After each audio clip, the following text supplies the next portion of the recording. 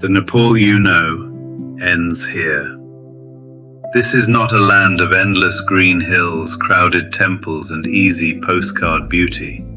This is where the Himalayas steal the rain, where forests surrender to stone, where villages cling to cliffs as if the mountain is trying to erase them, and where prayers have survived kings, borders, blizzards, and centuries of silence. This is Manang, not a rest stop, not a background for another trekking photograph. A living archive standing more than 3,500 meters above the sea. Here the air is thin, the land is severe, and every wall carries a memory. The deeper you enter Manang, the less it speaks, and the more you hear. The journey begins beside the Marsyangdi River. At lower elevations, water rules everything. It crashes through gorges, falls from dark cliffs, and feeds forests thick with pine. Then, the landscape begins to change. The trees grow smaller, the cliffs grow wider. The sky seems to pull farther away. Green does not disappear in one moment. It retreats, slowly, branch by branch, until bare rock takes control. This transformation is not an accident. The enormous Annapurna range stands between Manang and the monsoon. Rain clouds release much of their water on the southern slopes. Beyond those summits, the upper valley lies in their shadow. That shadow creates a high-altitude desert in the middle of Nepal. Brown ridges, silver cliffs, dusty trails, empty distances. Then, against all logic, a strip of green appears beside the river. A field survives under a wall of stone. A tree bends in the wind but refuses to fall. Manang is built from that refusal. The main village stands at roughly 3,519 meters on the northern side of the broad Marsyangdi Valley. Across the valley rise Gangapurna and Annapurna III. Farther around this immense basin stand other giants of the Annapurna and Chulu ranges.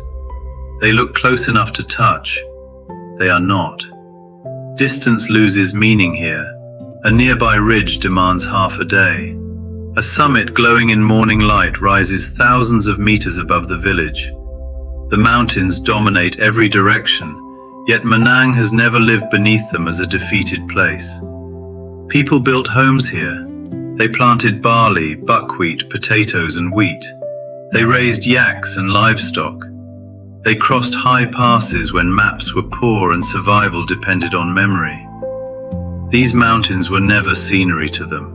They were weather, they were water, they were danger, direction, border, and belief. To understand Manang, stop looking at the Himalayas as a backdrop. Here, the mountains wrote the rules of life.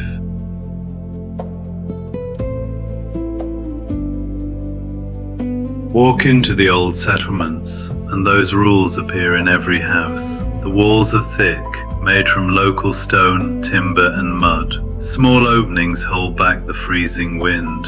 Flat roofs collect sunlight and serve as places to dry crops, stack firewood, and store what winter demands. The houses stand close together. Some share walls. Narrow lanes twist between them, protected from storms that cross the valley without warning. From a distance, the villages seem to grow from the mountain itself, stone on stone, earth on earth. No bright boundary separates human shelter from the cliff behind it. That is why these homes feel older than their dates. They carry the intelligence of generations who studied cold, wind, snow, and scarcity long before modern engineering reached the valley. Look at the wooden beams darkened by smoke. Look at the worn steps, the low doors, the cracked mud plaster. These marks are evidence. Every mark says someone endured a winter here. Someone stored grain on this roof.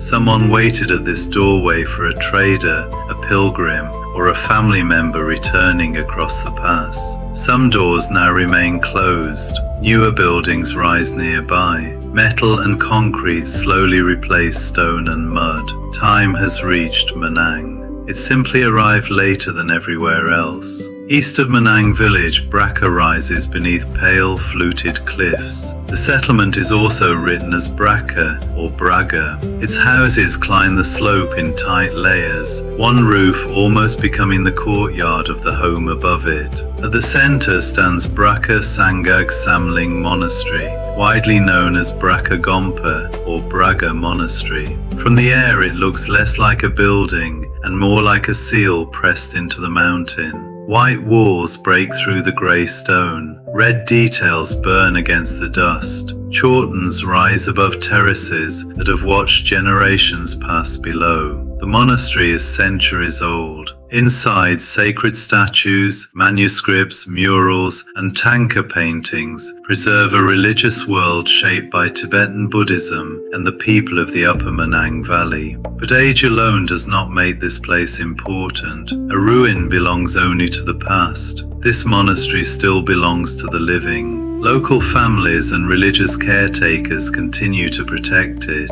Prayers still move through rooms built before roads reach this valley. The objects inside remain part of belief, ritual, and identity. Outside, the cliff towers over everything. It looks violent, almost impossible. Yet beneath it, people built a village. Inside that village, they built a place for peace. That contradiction is Manang. Hard land, gentle faith. Walk into the old settlements, and those rules appear in every house. The walls are thick, made from local stone, timber, and mud. Small openings hold back the freezing wind. Flat roofs collect sunlight and serve as places to dry crops, stack firewood, and store what winter demands. The houses stand close together. Some share walls. Narrow lanes twist between them, protected from storms that cross the valley without warning. From a distance, the villages seem to grow from the mountain itself, stone on stone, earth on earth. No bright boundary separates human shelter from the cliff behind it. That is why these homes feel older than their dates. They carry the intelligence of generations who studied cold, wind, snow, and scarcity long before modern engineering reached the valley. Look at the wooden beams darkened by smoke. Look at the worn steps, the low doors, the cracked mud plaster.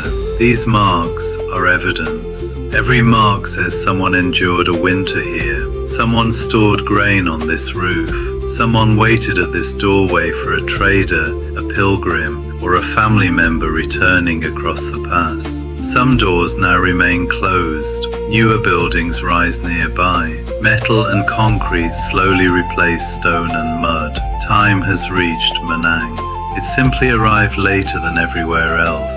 East of Manang village, Bhraka rises beneath pale, fluted cliffs. The settlement is also written as Bhraka or Braga. Its houses climb the slope in tight layers, one roof almost becoming the courtyard of the home above it. At the center stands Bhraka Sangag Samling Monastery, widely known as Bhraka Gompa or Braga Monastery. From the air it looks less like a building and more like a seal pressed into the mountain. White walls break through the grey stone. Red details burn against the dust. Chortens rise above terraces that have watched generations pass below. The monastery is centuries old. Inside, sacred statues, manuscripts, murals, and tanka paintings preserve a religious world shaped by Tibetan Buddhism and the people of the Upper Manang Valley. But age alone does not make this place important. A ruin belongs only to the past. This monastery still belongs to the living. Local families and religious caretakers continue to protect it. Prayers still move through rooms built before roads reach this valley. The objects inside remain part of belief, ritual, and identity. Outside, the cliff towers over everything.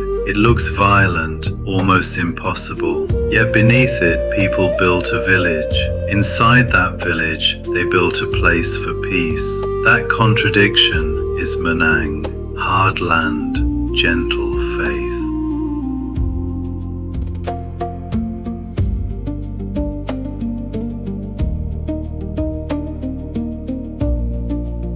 There are places beyond the villages where Manang looks empty. No houses, no trees, no movement except dust crossing a trail. The word empty feels natural.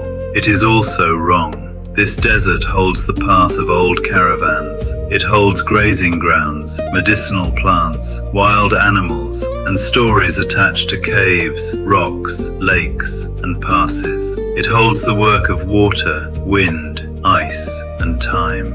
The land does not need human noise to possess meaning. Listen closely. Wind presses against the microphone. Loose stones fall somewhere beyond the frame. A raven crosses the valley. Far below, the river continues cutting through rock. Modern life trains the mind to fear this much silence. It fills every pause with a screen, a voice, or a destination. Manang removes those distractions. It leaves you with distance. It leaves you with breath. It leaves you with the uncomfortable fact that the world remains immense without your attention. That is not loneliness, it is perspective. The beauty of Manang has a price. Winter isolates, altitude weakens the body. Farming depends on a short season. A blocked road or damaged trail changes daily life. Old houses demand constant repair. Sacred art survives only when people choose to protect it. Every beautiful frame hides work outside the frame. Someone rebuilt that mud wall after the rain. Someone carried timber up this valley. Someone kept watch over a monastery through a freezing season. Someone stayed when leaving offered an easier future. That is why Manang deserves more than admiration. It deserves respect. Respect the homes that are not film sets. Respect the monastery rooms where photography is restricted. Respect the prayer walls by passing them in the traditional direction. Respect the silence that existed before the camera arrived. Travel does not give ownership over a place. It gives responsibility for how that place is remembered. Manang refuses every simple description. It is green and barren, ancient and changing, isolated and shaped by centuries of travel, severe in landscape, gentle in spirit. The old houses speak of survival, the monasteries speak of meaning, the empty desert speaks of scale. The Himalayas speak without needing words. Together, they form something no single photograph holds. This is not the Nepal of one famous summit. It is Nepal beyond the familiar image, a place where geography became architecture, danger became ritual, trade became identity, and silence became history. You arrive looking for mountains. You leave remembering doors, faces, prayer flags, and walls marked by smoke. That is Manang's quiet victory. The largest things in the frame are not always the ones that stay with you. Before leaving, look back. Look at Bhraka beneath the cliffs. Look at the white monastery holding its place among the stone. Look at the old roofs, the last green fields, and the snow peaks beyond them. One day, roads will widen. More roofs will change. Some old doors will never open again. History does not survive because it is old. It survives because someone chooses to remember it. Now, you know this place. Not as a stop on the Annapurna Circuit, as a living valley where stone protects memory, prayer travels on the wind, and life refuses to disappear into the desert. This is Manang. The Himalayas never made life easy here. They made every life here impossible to forget.